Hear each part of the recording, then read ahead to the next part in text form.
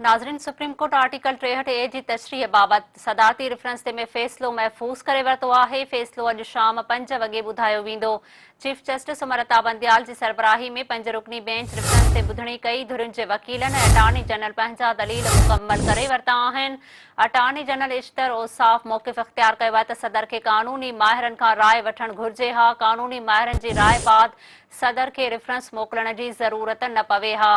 Chief justice Amrita Bandial remarks ॾींदे चयो आहे त टेक्निकल मामलनि ते ज़ोर न ॾियो। 1.5 महीने खां केस ॿुधूं पिया। सदारती रेफरेंस ॿुधण जोॻो हुजण खां मामलो हाणे घणो अॻिते निकिरी चुको आहे।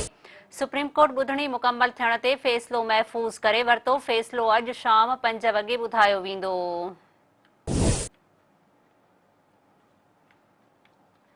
नाज़रीन, अवांखे हिकु भेरो ॿीहर अहम ख़बर खां आगाह कंदा हलूं त सुप्रीम कोर्ट आर्टिकल 63A जी तशरीह बाबति सदारती रेफरेंस ते फ़ैसिलो महफ़ूज़ करे वरितो आहे।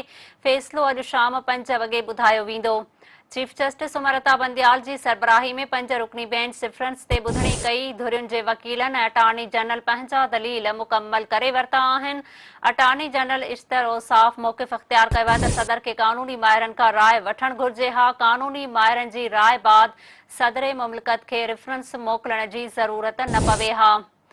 Chief justice Amrita Bandial remarks ॾींदे चयो आहे त टेक्निकल मामलनि ते ज़ोर न ॾियो। 1.5 महीने खां केस ॿुधूं पिया। सदारती रेफरेंस ॿुधण जोॻो हुजण खां मामलो हाणे घणो अॻिते निकिरी चुको आहे।